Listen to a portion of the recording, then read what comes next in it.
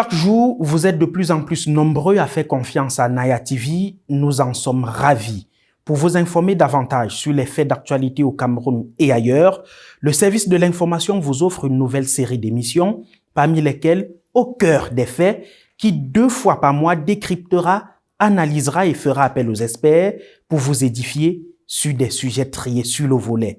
Bienvenue au tout premier numéro du magazine d'information Au cœur des faits, consacré à la rentrée scolaire dont plusieurs parents sont en colère, faute de moyens pour envoyer les enfants à l'école. Installez-vous confortablement.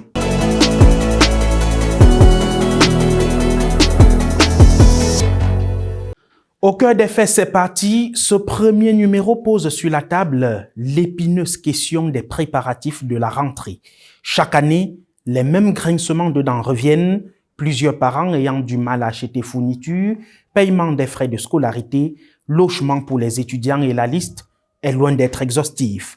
Premier arrêt dans le décor, cette rubrique vous amène dans les librairies. Question de voir comment les parents ont du mal à se procurer cahiers et livres, le manuel ayant connu une hausse des prix. Le guide avec Orchel Ambomo et Marc Moussima.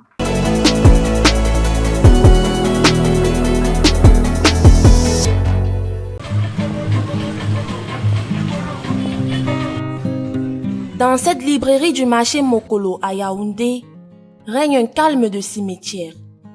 Nous sommes pourtant à quelques heures de la rentrée scolaire. Pour le moment, le marché est encore sur stand-by. Donc c'est peut-être la semaine prochaine qu'il y aura de l'affluence. Les clients viennent déjà un à un, les parents ainsi que les revendeurs, donc tous viennent déjà un à un. Bon, on espère que d'ici la semaine prochaine, ça serait déjà le début. L'inflation généralisée des prix des manuels scolaires est l'une des raisons avancées par certains parents qui hésitent encore à s'approcher de ces lieux de vente. Cette année, c'est un peu compliqué par rapport à l'année dernière. Donc on se retrouve avec une hausse de prix. On ne sait pas comment on va gérer, mais on attend. C'est pas encore vraiment la rentrée. Il y a certaines marques de cahiers dont les prix ont augmenté, d'autres sont restés les mêmes. Apparemment, c'est vraiment compliqué même chez les parents parce que normalement, à cette période-ci, il y a généralement les ventes. Mais jusqu'ici, il n'y a rien. D'autres parents pointent du doigt la crise économique et s'interrogent sur le sort de leur progéniture dont l'éducation est une priorité. Nous sommes dépassés. On appelle vraiment Dieu au secours. Parce que malgré les cris qu'on donne au gouvernement, jusqu'à aujourd'hui, ça n'a rien changé. On constate même que ça s'empire. Il y a des enfants étudiants, d'autres qui sont derrière, qui ont eu des examens. On commence par où? Non seulement il n'y a pas encore l'argent dehors. Et quand je vois avec l'augmentation qu'ils ont fait, je ne sais pas si les enfants vont aller à l'école. Si certains ne savent sur quel pied danser, c'est le concret ailleurs. La rentrée est assurée grâce aux économies réalisées. Si je me retrouve aujourd'hui en train de faire les achats pour la rentrée, c'est grâce aux cotisations, l'épargne scolaire. Sinon, déjà, pour les fonctionnaires, il faut attendre que les salaires soient là pour qu'on puisse préparer sereinement la rentrée scolaire. Bon, par rapport au prix, moi je trouve qu'il y a une petite évolution par rapport à l'année passée, surtout concernant les cahiers. Mais pour les livres, les prix n'ont quasiment pas changé. Mais sinon, ce n'est pas déjà facile. Face au calme ambiant par endroits, les propriétaires des librairies des marchés usent de multiples stratégies marketing pour attirer la clientèle. Concernant les stratégies, entre autres, nous avons d'abord les publicités sonores avec nos différents appareils. Donc dès que ça marche, ça attire déjà aussi la clientèle.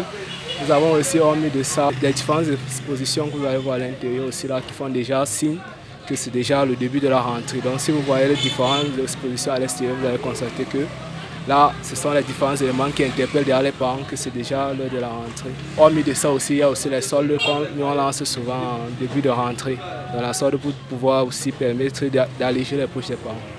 Le train de l'année scolaire 2022-2023 sera sur le rail le 5 septembre. Plusieurs parents restent sceptiques quant aux stratégies à mettre sur pied pour assurer le départ des enfants. Une rentrée dans la colère. Vraiment, que ces gens qui sont nos dirigeants pensent au devenir des autres. au devenir de nos enfants. Ça va de mal en pis. D'ici 5 ans, 10 ans, ça va donner quoi? On arrivera où? Point d'interrogation. Vraiment, je suis désolée.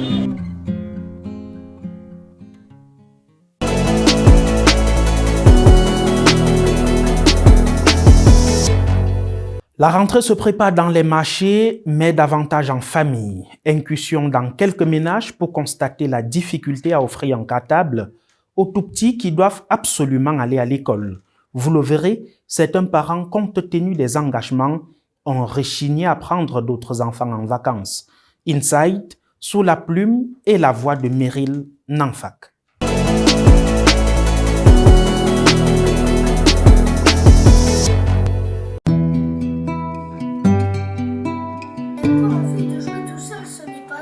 Concentrés devant les dessins animés, ces enfants sont inconscients du calvaire que vivent leurs parents, préoccupés par les mécanismes de préparation de la prochaine rentrée scolaire. Tellement les temps sont durs, je ne sais même pas comment il va faire. Pour le moment, il n'a encore rien acheté. Je me suis quand même renseignée sur le marché, on me dit que les prix des cahiers ont augmenté, même pour les livres. Je n'ai même pas encore fait l'inscription parce que les temps sont tellement durs. Tout ce qu'il sait, c'est que les enfants vont finir par fréquenter. Nombreux sont ces parents qui ne savent pas encore quel sera le devenir de leur progéniture à quelques jours du début des cours. Ce n'est pas encore un cahier, ce n'est pas acheté. Même pas les tenues. Je suis là comme ça. Rachel, veuve depuis bientôt 9 ans et vendeuse de Bilibili, une boisson alcoolisée et fabriquée de manière artisanale, se débrouille seule face à la nature pour faire vivre ses 7 enfants. Faute de moyens, ces derniers iront à l'école à un âge avancé pour limiter les dépenses. Mes enfants commencent à aller à l'école à l'âge de 5 ans. Quand ils commencent l'école, ils vont directement à la CIL. C'est grâce à l'aide de certains membres de sa famille qu'elle réussit à scolariser les plus âgés. Ce sont mes frères, ma mère et ma soeur. Puisque ils m'aident à payer l'école, mes enfants.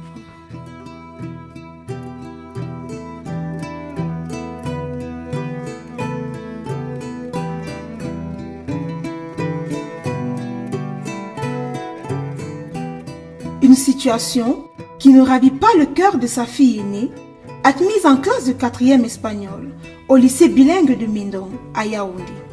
À quelques jours de la rentrée scolaire, je n'ai pas encore ni chaussures, ni cahier, ni sac, mais j'ai seulement ma tenue de l'année passée.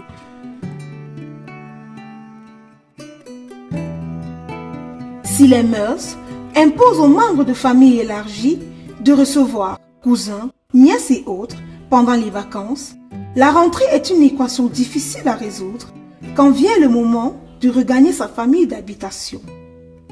J'ai 4 vacanciers chez moi, mais je ne sais comment je vais faire pour les faire rentrer parce qu'ils viennent de Douala, les enfants de ma belle-sœur. Donc pour le moment, je n'ai encore rien.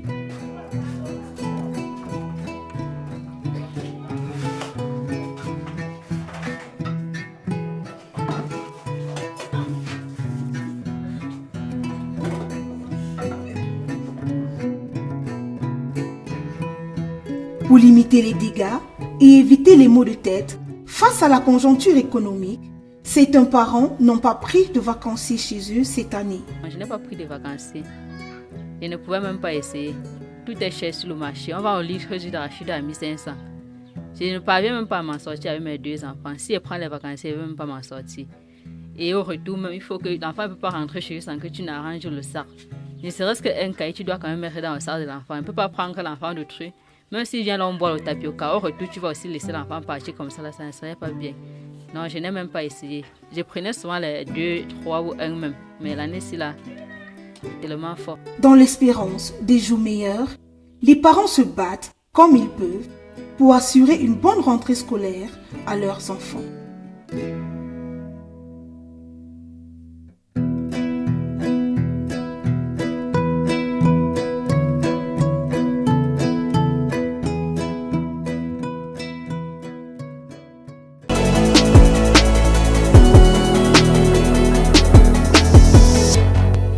Merci Meryl. Direction les établissements scolaires primaires, secondaires et supérieurs où la scolarité reste un véritable casse-tête à la camerounaise. Plusieurs parents jettent de plus en plus leur dévolu sur le privé, recherchant une éducation solide et de qualité. Il faut pour la cause se sacrifier un peu plus. Oriane Kodo et Marc Moussima ont fait le tour de quelques écoles. Voici l'économie des choses vues et entendues. Le plus de l'info.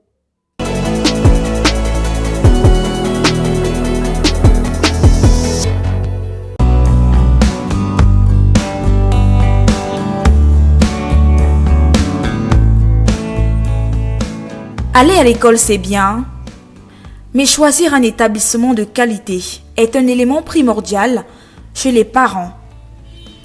Du primaire au supérieur en passant par le secondaire, du public comme au privé, les curricula d'éducation et de formation prime. Huguette, couturière à Yaoundé, a fait le choix du privé. J'ai choisi le privé pour inscrire mes enfants parce que l'effectif est bas.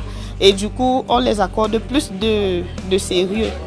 Ils sont plus regardés et mieux instruits. Moins l'effectif est élevé, plus ils sont tenus. Pour ce qui est des frais de scolarité des établissements privés, qu'ils soient primaires, secondaires ou universitaires, les promoteurs de ces écoles justifient ces montants jugés chers en raison des multiples charges à couvrir. D'abord, les équipements. Après les équipements, nous avons les charges pédagogiques. Les prestations pédagogiques parce que nous ne voulons pas que les enseignants ne soient pas contents. Et en plus, nous avons négocié des partenariats aussi bien nationaux qu'internationaux qui nous coûtent un certain montant. Nous fixons ces frais de scolarité par rapport à certains atouts. D'abord, ici, nous avons des enseignants qui sont triés au volet. Nous ne prenons pas du tout venant. Le système de mi-temps n'y a pas chez nous. De quoi nous veillons à la réussite en faisant ce qu'on appelle la remédiation pour les élèves qui ne parviennent pas à s'en sortir en classe. Il y a encore la remédiation. Et tout cela est supporté par notre fondateur.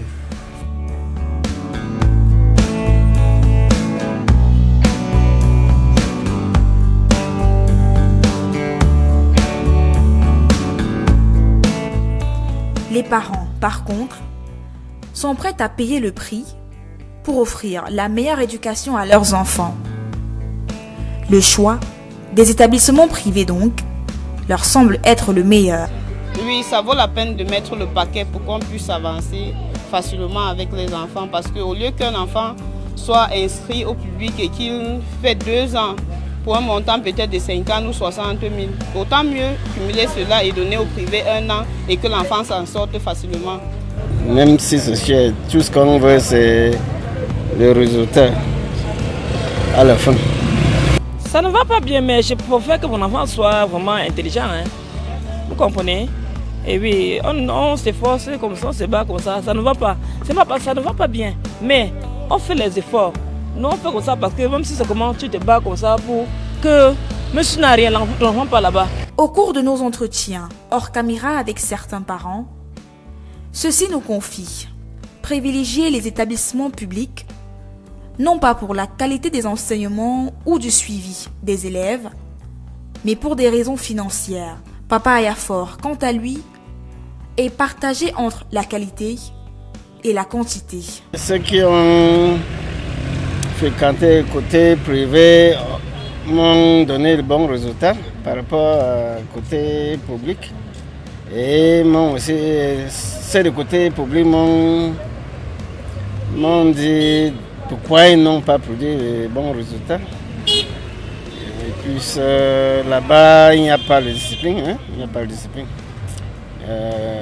Par rapport au côté privé. Les frais de scolarité homologués pour les établissements publics sont connus et relèvent de la compétence des associations des parents d'élèves les APE, pour ce qui est des écoles primaires et secondaires. Pour les universités d'État, il faut débourser 50 000 francs CFA pour le compte d'une année académique.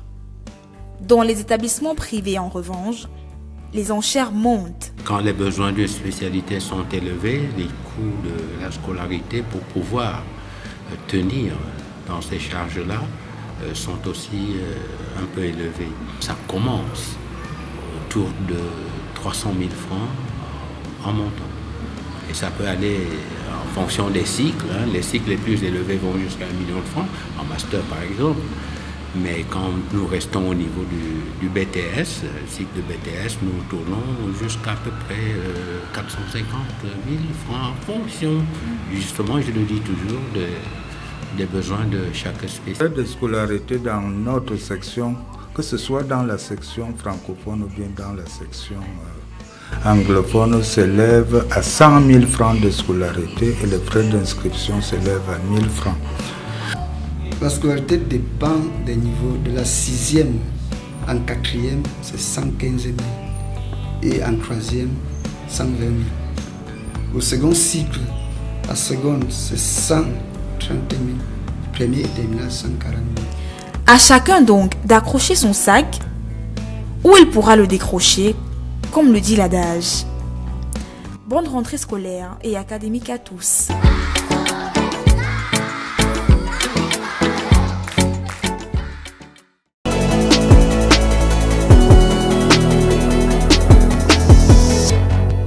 Voilà la réalité sur le coût élevé des frais de scolarité, peut-être pour une bonne cause.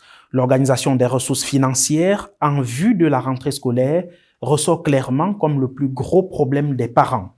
Pour comprendre leurs pleurs, nous avons avec nous un pédagogue pour avis d'expert.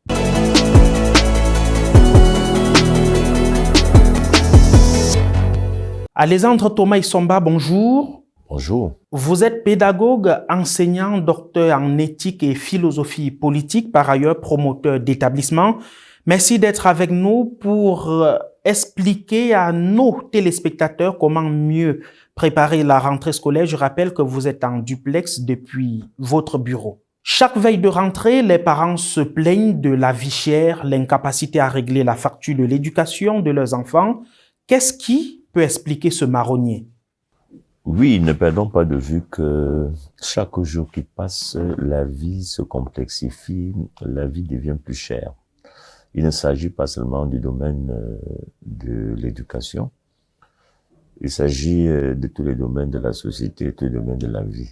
La médecine coûte, la santé coûte plus cher, le panier de la ménagère coûte davantage plus cher. Il va de soi également que, et qui plus est au jour d'aujourd'hui, avec la pandémie du Covid-19, qui a naturellement créé de l'inflation partout, parce que les choses devenant plus chères, les transports, les activités économiques s'étant quelque peu arrêtées. Et je pense que l'activité scolaire peut aussi connaître les mêmes coûts. Mais je peux penser aussi que un parent doit également le savoir, parce que l'éducation de nos enfants sont pour chaque parent l'impératif qui dépasse tous les autres. Les parents doivent donc s'investir, ils doivent se préparer. Il y en a qui peuvent prendre des crédits bancaires, il y en a qui peuvent rentrer dans les tontines, il y en a qui peuvent faire des petites économies chaque jour, chaque semaine, chaque mois pour préparer l'année scolaire. Malgré la rareté, la cherté de la vie, les parents doivent être prudents et conséquents. Entre-temps, d'autres problèmes sont soldés au quotidien. Dites-nous, les parents font-ils exprès de crier galère? Non, les parents ne font pas exprès. Vous savez, l'éducation d'un enfant, c'est son avenir. Le parent ne peut pas jouer avec la santé de l'enfant, autant il ne peut pas jouer avec l'avenir de son enfant. Un enfant qui ne va pas à l'école, c'est d'abord la pression parentale, c'est la raillerie du parent, c'est la honte du parent, c'est la pression que ce garçon lui met à la maison. Donc le parent doit faire feu de tout bois pour envoyer son enfant à l'école. C'est donc de reconnaître que les parents sont sérieux. S'ils se plaignent, c'est aussi à raison, parce que l'école c'est l'avenir, l'école dit-on, la jeunesse dit-on est le fer de lance de la nation. Il faudrait donc que les parents s'investissent. Ils ne peuvent pas jouer avec la scolarité des enfants. Ils ne peuvent pas se dérober de cette tâche, de cette mission. Ils sont donc obligés de s'y mettre. Et Dieu seul sait que les parents n'ont pas toujours les moyens nécessaires. C'est pourquoi se plaignent-ils.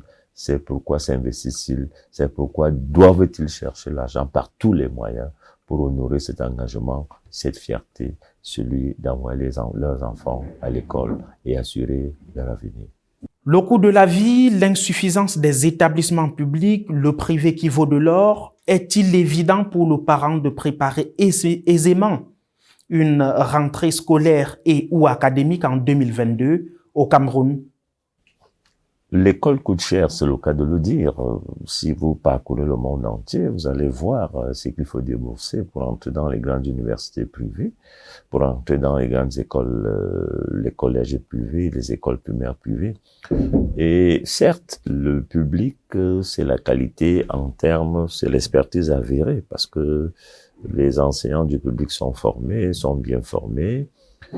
Mais le public, ce n'est pas toujours un certain nombre de valeurs que le parent recherche aujourd'hui, c'est-à-dire la discipline. Si le public assure beaucoup plus le volet de l'instruction, le parent aujourd'hui a besoin d'une valeur ajoutée, c'est-à-dire il a besoin de l'instruction, mais davantage aussi l'éducation, c'est-à-dire les valeurs. Et le privé, aujourd'hui, il peut être confessionnel, il peut être laïque, fait des efforts aujourd'hui pour assurer l'éducation, la formation intégrale de l'homme, c'est-à-dire dans le double plan, instruction et surtout au niveau des valeurs.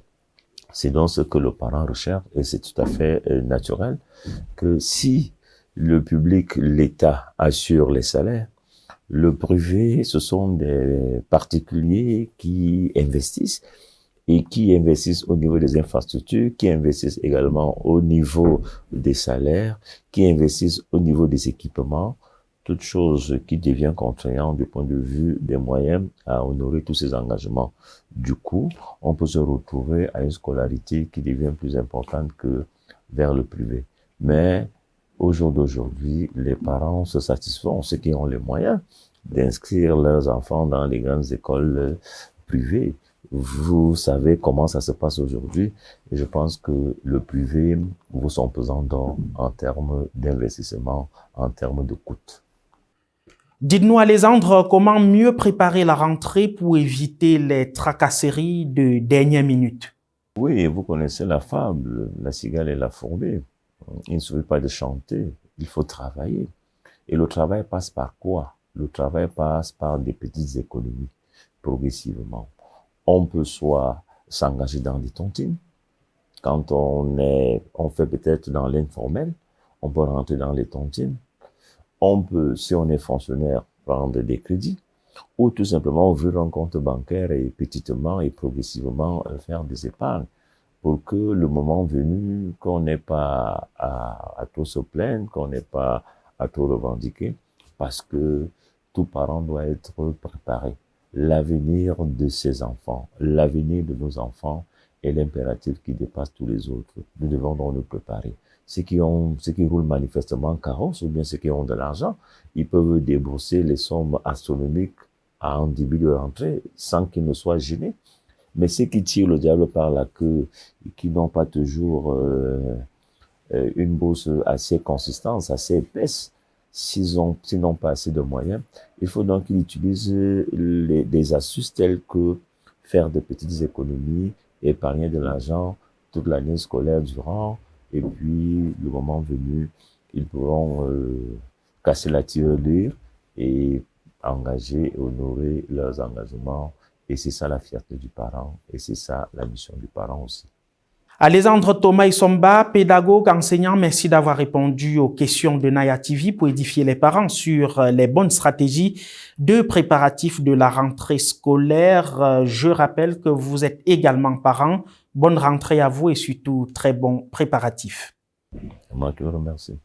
Et c'est avec ces précieux conseils que nous mettons un thème à cette toute première édition de votre magazine d'information au cœur des faits. Je vous donne rendez-vous dans 2 semaines pour évoquer un sujet tout aussi intéressant. La prostitution sera au menu. Portez-vous bien et restez connectés et abonnés. Naya TV.